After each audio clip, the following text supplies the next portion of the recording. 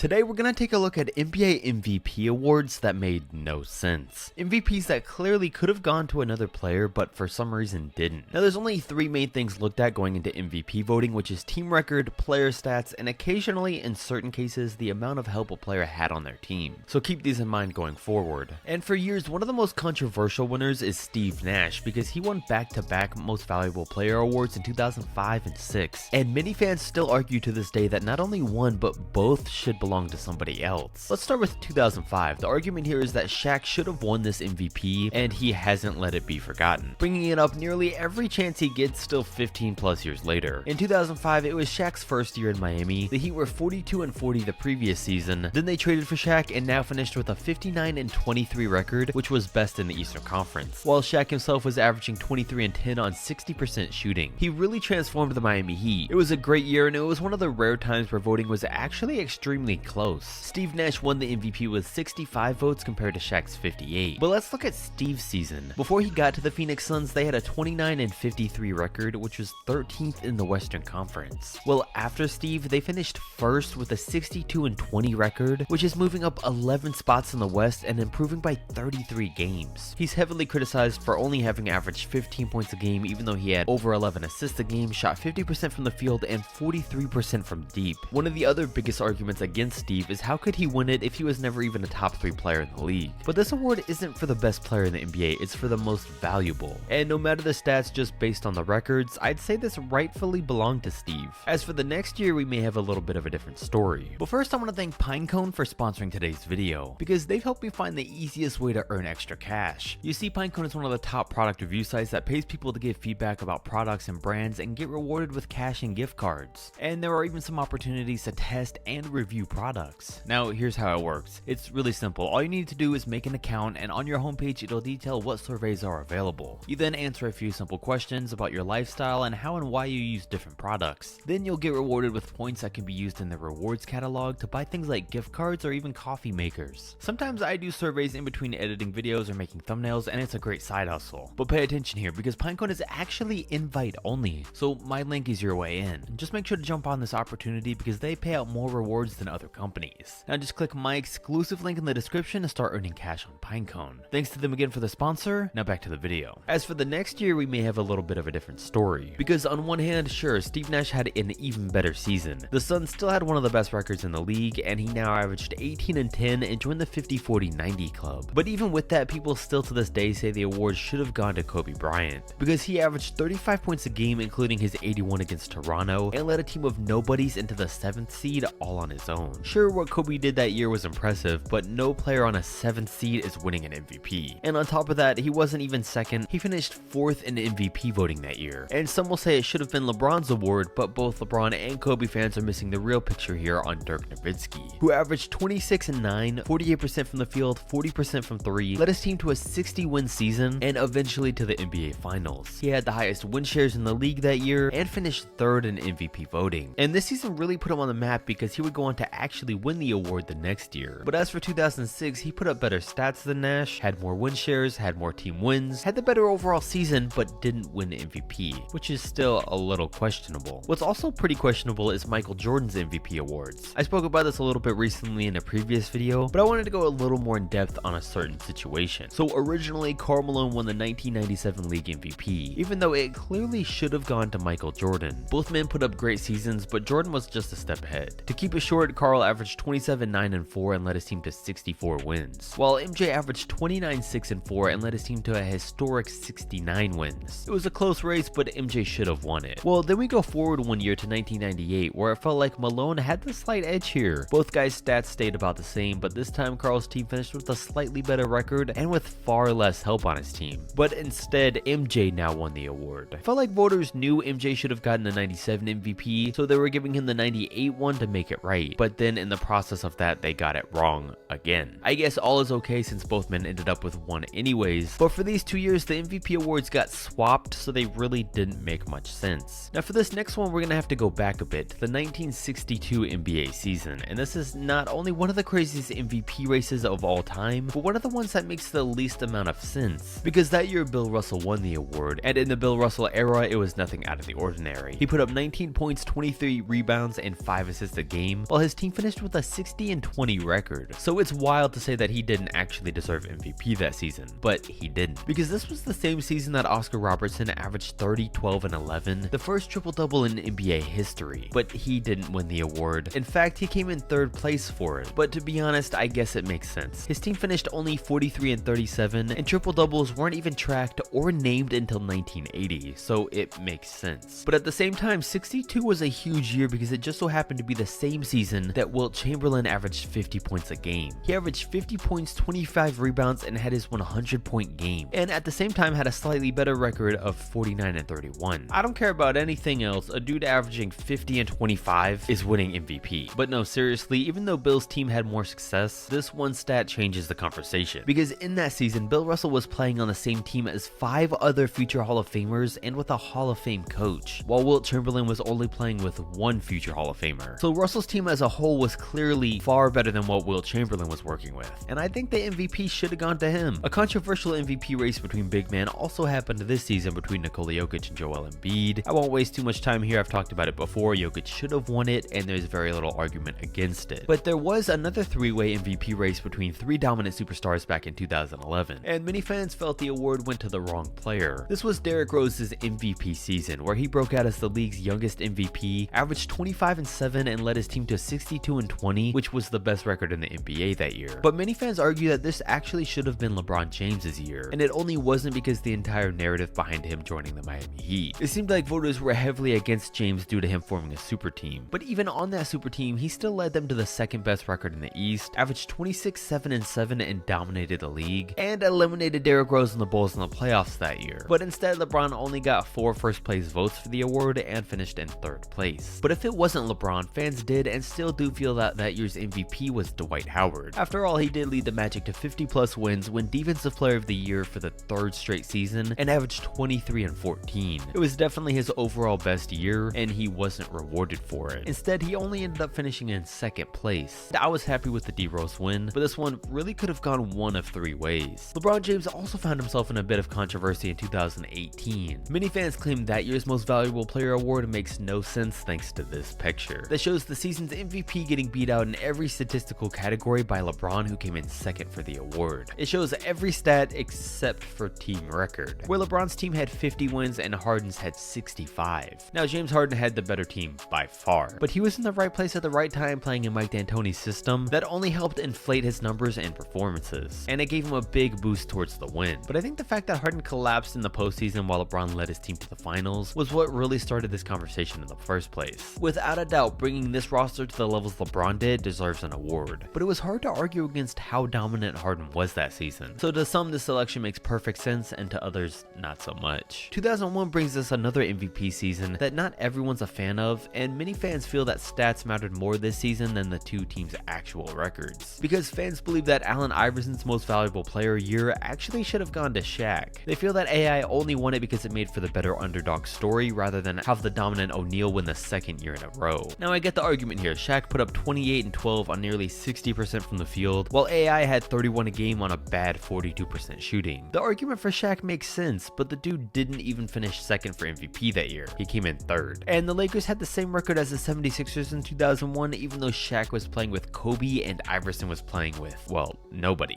Okay, sure, the Lakers ended up blowing out Philadelphia in the finals that year, but not even Shaq argues the fact that AI should have been the one to get this one. Now, we did mention Kobe Bryant for a second there, and it was actually 7 years later where he'd win his one and only league MVP in 2008. But not everyone was convinced that that was the right choice, because while some believe that this award should have gone to LeBron James, there's not really a real case for it. But Chris Paul actually has one. You see, it was this season that the Lakers had an NBA championship ready roster, and Kobe led the way by putting up 28, 6, and 5. He did what he was supposed to do, and because of it, LA finished 57 and 25 on the year. But if team record really matters so much in these talks, you would think that while Chris was putting up 21, 11, and 3 steals a game on better shooting numbers, while playing with guys like David West and Peja Stojakovic, that maybe the award should have gone to him. On top of that, Kobe's win shares that season were 20.8%, while CP3's were way higher at 28.4%. Looking back, I don't know, maybe this one should have been Chris's after all. Now, we started this video with a point guard, and we're going to end it with one one in a very similar scenario. Because just like how Steve Nash joined the Phoenix Suns and completely turned them around, Jason Kidd did the exact same thing with the New Jersey Nets. As always, Tim Duncan had a great season that year. His team had a 58-24 record, and he had recently taken the reins from David Robinson, who was nearing retirement. Now at this time, Tony Parker had just joined the league and Manu Ginobili wasn't even in it yet. Their best two players aside from Tim and maybe Robinson were Bruce Brown and Steve Smith, and on top of that, only two players besides Duncan averaged over 10 points a game that season, and they just barely did that. That's why Tim Duncan actually won the 2002 league MVP. But on the other hand, before Jason Kidd joined the Nets, they were 26-56, by far one of the worst in the league. Well, after Jason Kidd, they doubled their wins, went up to 52-30, and made the NBA Finals. Jason's numbers weren't all that impressive at 14, 9, and 7, while his shooting numbers were extremely lackluster, but the way he rallied this team can't be unaccounted for. I will say though that in the end, seeing Jason's stats and Tim's lack of depth on the roster, I would have given this one to Duncan, but to many it's still up for debate due to the major difference Jason Kidd made. What do you think about these? Any you agree or disagree with? Comment down below and let me know.